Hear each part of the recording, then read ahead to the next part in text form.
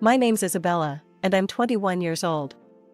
I just finished my third year at art college, and let me tell you, it's been one hell of a ride. But before I get into all that, you need to know where I come from. I grew up in a house where I never felt at home. My parents, Tom and Sarah, always made it clear that my older sister, Emily, was their golden child. She's 4 years older than me and has always been a thorn in my side. From the day I was born, Emily seemed to hate me. She'd tease me, break my toys, and make my life miserable. And my parents? They'd just laugh it off, saying, "Oh, that's just how sisters are." But it wasn't normal. I remember when I was 14, I had this huge crush on a boy at school. His name was Jake, and I thought he was the cutest thing ever. I'd spend hours drawing portraits of him in secret, hiding them under my mattress where I thought no one would find them. But Emily found them. And you know what she did? She pinned them up on the school bulletin board for everyone to see. I still remember walking into school that day.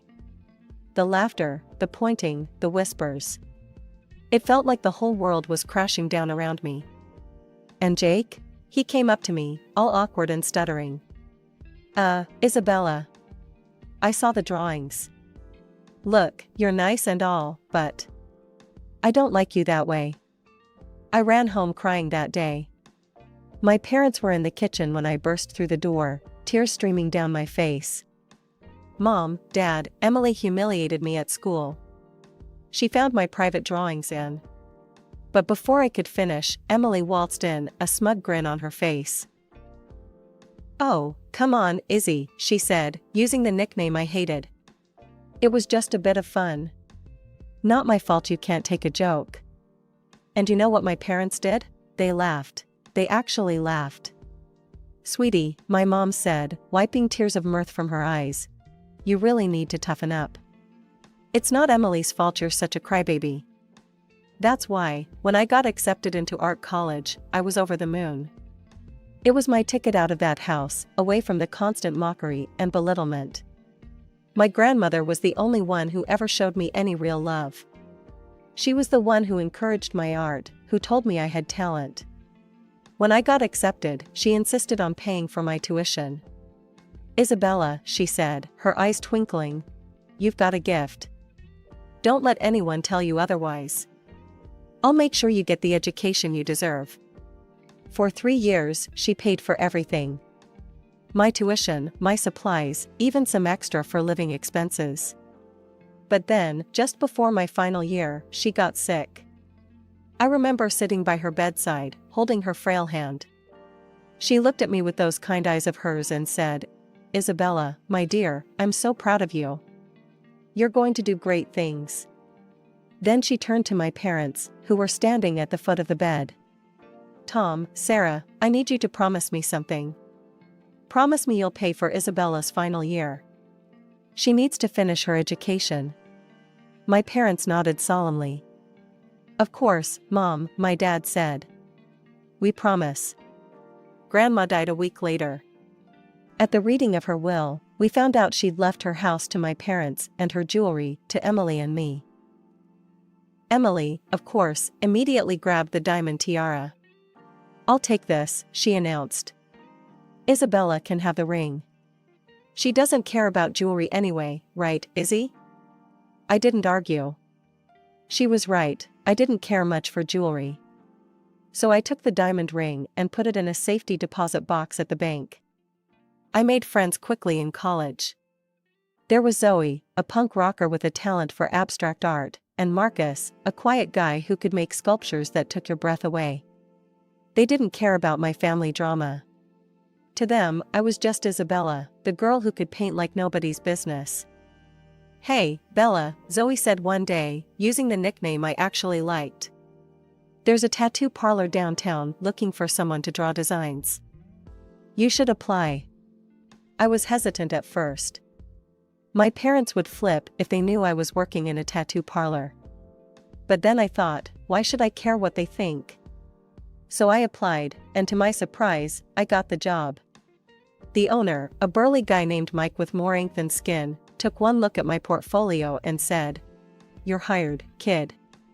For the first time in my life, I was earning my own money. It wasn't much, but it was mine. I didn't tell my parents or Emily about it.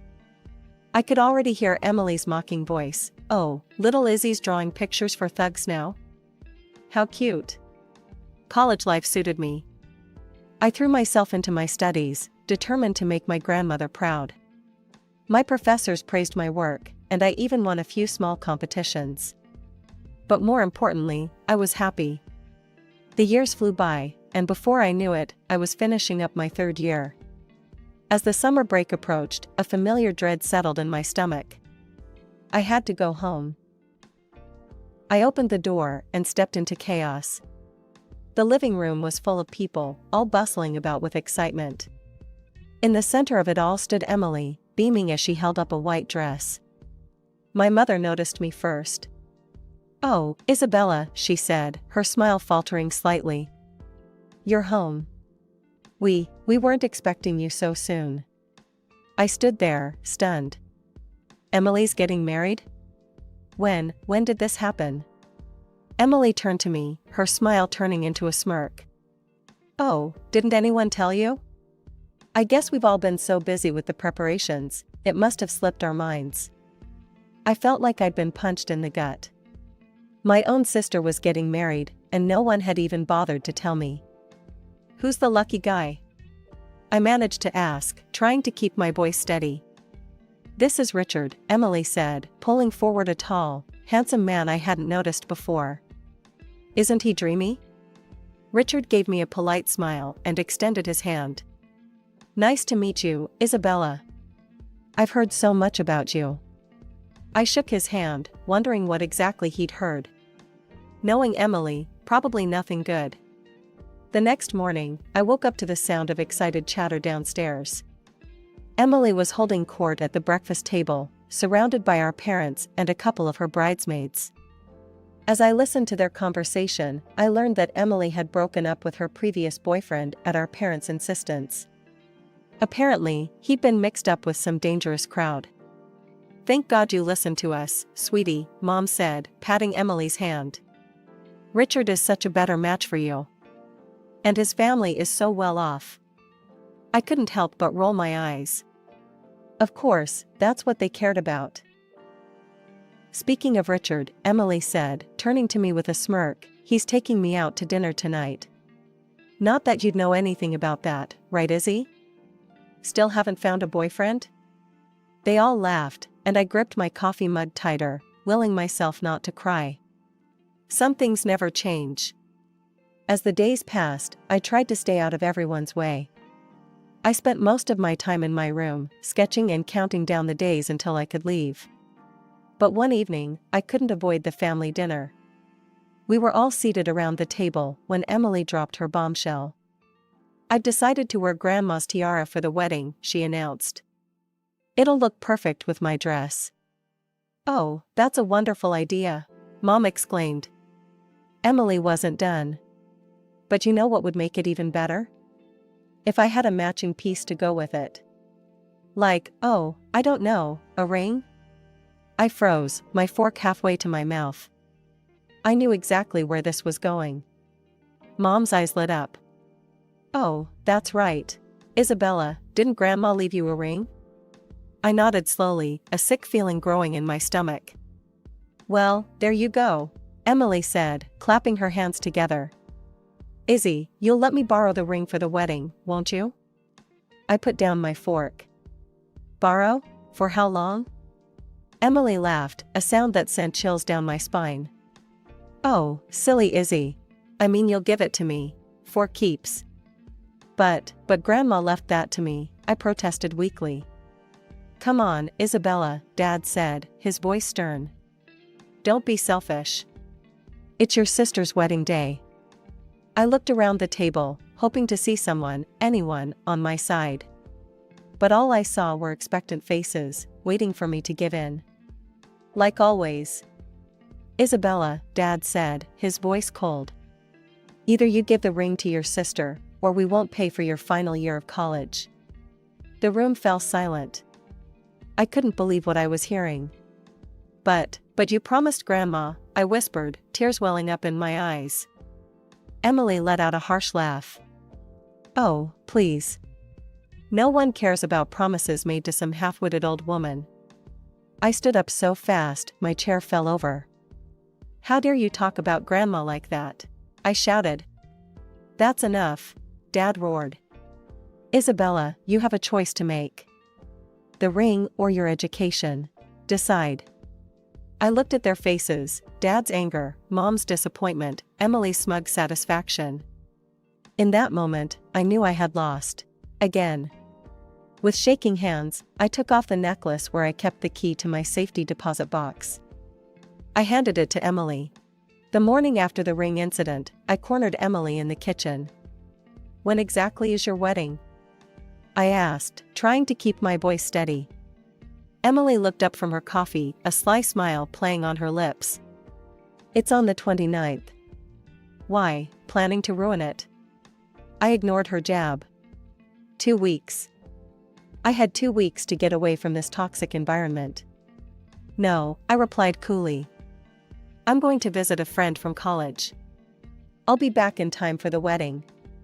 I packed my bags and left that afternoon, heading to my friend Zoe's place in the next city over. For the first time in days, I felt like I could breathe. Zoe and I spent the week exploring art galleries, hitting up local cafes, and just enjoying each other's company. It was exactly what I needed. But my moment of peace was shattered exactly 1 week later. I was scrolling through my social media feed when I saw it, photos of Emily's wedding. My sister, resplendent in white, the diamond tiara glittering on her head, and my ring sparkling on her finger. The caption read, "Just married. Off to the Maldives with my hunky husband." I felt like I'd been punched in the gut. With shaking hands, I dialed Mom's number. Why didn't you invite me to the wedding? Emily told me the wrong date. There was a long pause. Then Dad's voice came on the line. Isabella, your sister, she didn't want you there. She said you'd ruin her perfect day. We thought it was best not to tell you. I felt like I was going to be sick. How could you do this to me? I'm your daughter too. Don't be dramatic, Mom chimed in. It's not like you really wanted to be there anyway, right? I hung up, my whole body shaking with anger and hurt. A few days later, I returned home, only to find Emily had also returned from her honeymoon. I walked into the living room to find her, Mom, and Dad huddled together, looking at apartment listings. I cleared my throat, and they all looked up. Don't forget about my tuition, I said, my voice small. You promised to pay for my last year if I gave Emily the ring. Dad shifted uncomfortably. Actually, Isabella, we've decided to use that money as a down payment on Emily's apartment instead. I felt like the floor had dropped out from under me. But you promised. You swore to Grandma. Plans change, Mom said dismissively. Emily needs it more. I'm sure you can figure something out. Emily was still laughing, a cruel, mocking sound that made my blood boil. Before I knew what I was doing, I lunged at her, grabbing a fistful of her hair. Emily screeched, and suddenly everyone was shouting. Dad yanked me away, his face red with anger. That's enough, he roared. Isabella, get out of this house right now. I ran to my room, threw some clothes in a bag, and stormed out, slamming the front door behind me. As I walked away from the house, my heart pounding and my cheeks wet with tears, I realized something. I found myself back at Zoe's place, feeling lost and broken. For days, I barely left her guest room, alternating between crying and staring blankly at the walls. Zoe tried her best to comfort me, but I was inconsolable. A week passed in this haze of despair. Then, one morning, as I listlessly checked my emails, I saw a message that made my heart stop. Congratulations! You are the winner of the annual art school competition. Your prize includes a full scholarship for your final year of studies. I read the email 3 times, not believing my eyes. Then I let out a scream that brought Zoe running. I thrust my phone at her, happy tears streaming down my face. I won. I won a scholarship. I can finish school. Zoe's eyes widened as she read the email, then she pulled me into a bone-crushing hug. "Oh my God, Bella. This is amazing." For the first time in weeks, I felt a glimmer of hope. I could finish my degree without my parents' help. I could make my own way. When the new semester started, I threw myself into my studies with renewed vigor. Between my classes and my part-time job at the tattoo parlor, I barely had time to think about my family drama. Months passed, and I slowly started to heal. One day, I was hanging out with my classmate, Jake, who worked part-time at a local pawn shop. We were chatting about our day when he mentioned something that caught my attention. "You won't believe what happened during my shift today," he said. "This girl came in with the most beautiful diamond necklace and ring I've ever seen. Must have been worth a fortune." My heart skipped a beat. "What did she look like?" I asked, trying to keep my voice casual. Jake described a woman who sounded exactly like Emily. "Can you draw the jewelry for me?" I asked, my hands shaking slightly. Jake looked confused, but complied. As I watched him sketch, my suspicions were confirmed. The necklace was the one Emily had always bragged about, and the ring, it was my grandmother's ring. "Jake," I said, my mouth dry, "is there any way you could get me the security footage from the pawn shop?" Jake must have seen the desperation in my eyes because he finally nodded. "Okay, I'll see what I can do." A few days later, Jake handed me a USB drive. "Here," he said. "But you didn't get this from me, okay?" I nodded gratefully and rushed back to my dorm room. With trembling hands, I plugged in the drive and opened the video file. There was Emily, clear as day, handing over the jewelry. But what made my jaw drop was what happened next. As she turned to leave, a man entered the frame. Emily threw her arms around him, kissing him passionately. It wasn't Richard. I leaned closer to the screen, my heart pounding. As the man turned slightly, I gasped. I recognized him. It was Emily's ex-boyfriend, the one our parents had made her break up with because of his criminal connections. I sat back, my mind reeling. Emily had pawned her precious jewelry, including my grandmother's ring, and was apparently cheating on her husband with her criminal ex-boyfriend. Part of me wanted to immediately send this video to my parents, to Richard, to everyone who had ever believed Emily's lies. But another part of me hesitated. This was big. Too big to act on impulsively. Months passed, and I thought I'd put my family drama behind me. Then, out of the blue, my phone rang. It was my Aunt Lisa, my mom's sister. "Isabella, darling, I have wonderful news," she chirped, her voice bubbling with excitement. "Your sister is pregnant. Can you believe it? They're having a big announcement party next week. Isn't it exciting?" My heart sank. Of course, another family event I hadn't been invited to. "That's great, Aunt Lisa. Thanks for letting me know." After hanging up, I sat on my bed, conflicted. Part of me wanted to ignore it, to continue cutting ties with my toxic family. But another part of me, the part that still held on to the video from the pawn shop, knew this might be my chance. A week later, I found myself standing outside my parents' house. Cars lined the street, and I could hear laughter and chatter from inside. Taking a deep breath, I walked up to the front door and rang the bell. Mom opened the door, her smile instantly fading when she saw me. "Isabella, what are you doing here?" Pushing past her, I walked into the living room.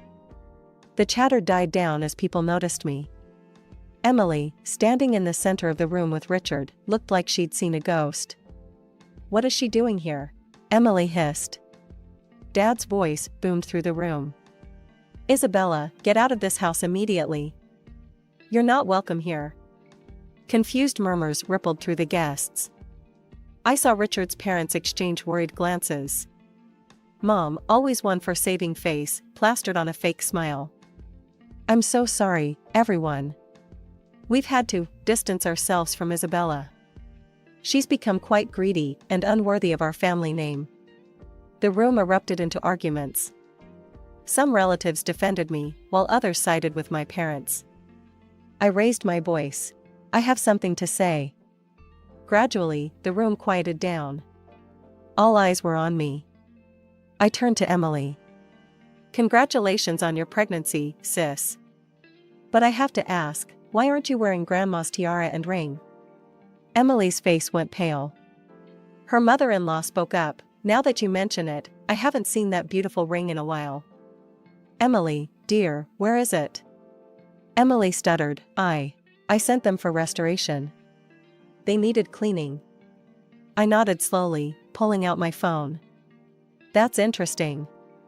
Because I have a video here that tells a different story." The color drained from Emily's face as I connected my phone to the TV. The security footage from the pawnshop began to play. There was Emily, clear as day, pawning the jewelry. And then, the moment that made everyone in the room gasp, Emily, throwing herself into the arms of a man who was definitely not Richard, kissing him passionately. The moment the video ended, chaos erupted in the living room. Richard's face contorted with rage and pain as he turned to Emily. "Emily, what is this? Who is that man?" he shouted, his voice cracking. Emily burst into tears, mascara streaming down her face. I can explain." Richard's mother stepped forward, her voice ice cold. "I think we all deserve an explanation, Emily." Richard's father, a stern-looking man, spoke up. "I think we need a paternity test." Immediately. As accusations flew and tempers flared, I quietly slipped out of the house. I had done what I came to do. The truth was out, and for the first time in years, I felt a weight lift off my shoulders. Over the next few weeks, the full extent of Emily's deception came to light. Through the family grapevine, I learned that she had been secretly meeting her ex-boyfriend, the one with criminal connections, behind Richard's back. She had been spending Richard's money on him and even pawned her jewelry to pay off his debts. The paternity test results were the final nail in the coffin. The baby wasn't Richard's, it was her ex-boyfriend's. Richard, understandably devastated, filed for divorce. He sued Emily for a substantial sum, citing emotional damages and financial fraud. Her ex-boyfriend, upon learning of the pregnancy, vanished without a trace, leaving Emily to face the consequences alone. My parents, who had always put Emily on a pedestal, were forced to face the harsh reality of her actions. They had to take out a significant loan to help Emily pay the compensation Richard demanded. Their golden child had fallen from grace, and they were left to pick up the pieces. In a twisted turn of events, they tried to blame me for everything. Mom left a voicemail on my phone, her voice bitter and accusing. "Are you happy now, Isabella? You've ruined your sister's life. I hope you're proud of yourself." I deleted the message without responding. Their words no longer had the power to hurt me. As for me, I returned to college, threw myself into my studies, and focused on building the life I wanted. I cut off all communication with my family, changing my phone number and email address. The toxic cycle was finally broken. It's been 2 years since that fateful day when I exposed Emily's lies. I graduated from art college with honors, my final project earning praise from both professors and local art critics. Now, at 23, I'm working at the Harmony Art Gallery in the city. It's a dream come true, surrounded by beautiful artwork every day, helping to curate exhibitions, and even organizing events for up-and-coming artists. But that's not all. I've been painting in my free time, and to my surprise and delight, my work has caught the eye of several collectors. I haven't forgotten my roots, though. I still create tattoo sketches in my spare time. It's become a cherished hobby, a link to the past that reminds me of how far I've come. Some of my designs have even been featured in tattoo magazines, which never fails to make me smile. As for my family, well, that's a complicated story. I've maintained relationships with a few aunts and cousins who stood by me during the fallout. They keep me updated on the family drama, though I try not to let it affect me anymore. From what I hear, Emily is still living with our parents. She's unemployed, struggling to raise her child alone. Mom and Dad, facing financial troubles of their own, are constantly pressuring her to find a job and move out. The arguments are frequent and bitter, I'm told. I haven't spoken to my parents or Emily since that day. They tried reaching out a few times in the beginning, guilt-tripping messages, angry voicemails, but I stood firm in my decision to cut ties. Eventually, they stopped trying. On a brighter note, I've been dating a wonderful guy named Alex for the past year. He's a graphic designer I met at a gallery event. He's kind, supportive, and best of all, he understands my passion for art. We're talking about moving in together soon, another step towards building the life I want.